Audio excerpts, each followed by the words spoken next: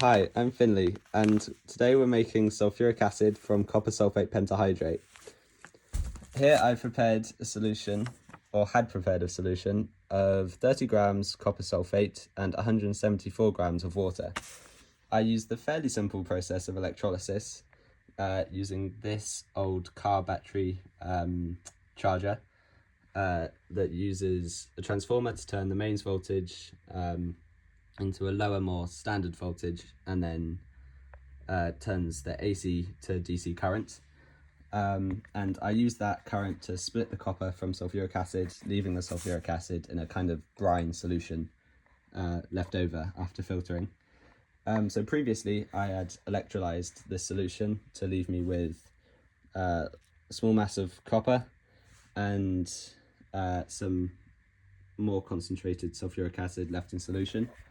I'm using these old batteries that have graphite rods inside. I'm using them as the electrodes, and I'm using this copper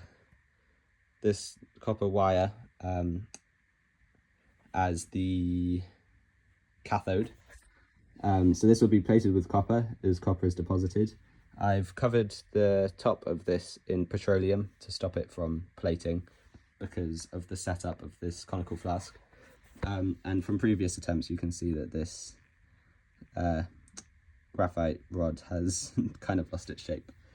Yeah, but we've done it before, and because of the nature of the graphite rod, it powders and loses its structure.